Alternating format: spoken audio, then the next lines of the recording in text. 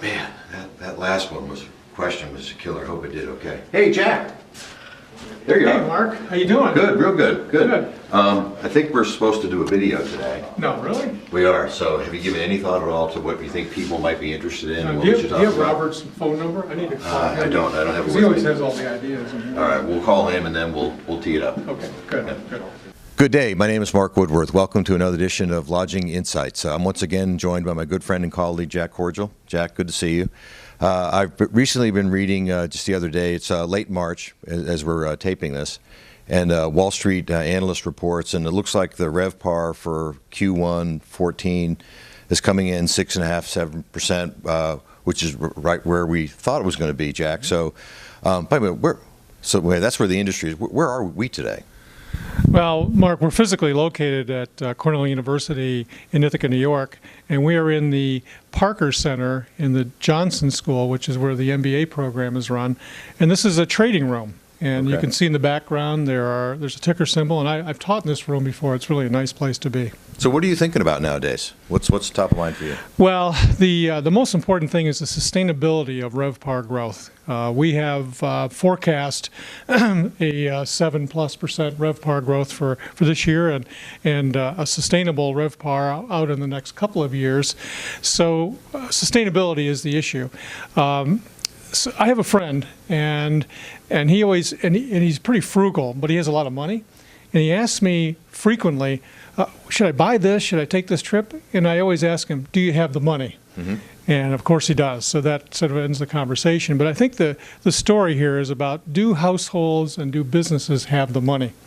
So I assembled 3 charts that I want to talk about very briefly. The first one is the net debt service as a percent of disposable income. Mm-hmm. And as you can see by this chart, we're at historic lows in terms of how much debt service households. They've deleveraged, and the debt service load is below 10%. That means that a lot of disposable income is freed up for other things. The second chart shows retail expenditures on health and personal services. And this particular component of the retail sales figure has been skyrocketing this year, double-digit growth. That indicates to me that people are spending money on themselves, and leisure goes right along with that same trend. So it's clear to me that people with disposable income are beginning to be more free with their expenditures mm-hmm. on leisure activities. The third chart that we're showing is the net cash flows that corporations are generating today. The cash balances of corporations, as you know, have been really healthy for quite mm-hmm. a while. But just look at how much is being added to these cash balances each period. Corporations are not hesitant at all to send their employees out on airplanes and stay in hotels to visit customers and colleagues and go to conferences and that sort of thing. And we've seen the group business pick up as well. So it's all more good news. More good news. And was fortunate earlier this week to be out in Los Angeles and speaking at the annual International Association of Conference Center conference. And one of the comments that I made that seemed to get a lot of interest and reaction was, you alluded to it earlier, where our forecast of RevPAR growth domestically is 6.6%.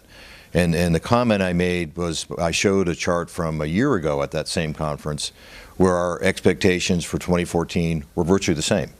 So the point being that while we continue to see very positive things happening in the economy that we think have very strong positive implications for lodging, but things are very consistent. Our view is that we continue to feel very, very comfortable that 2014 and the following years are going to be very good years for all industry participants. Right. So thanks for your time and attention. Well, and one more question. One more.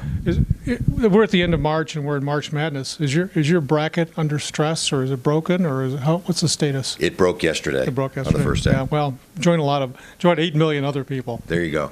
But again, thanks for your time and attention, and have a rewarding 2014.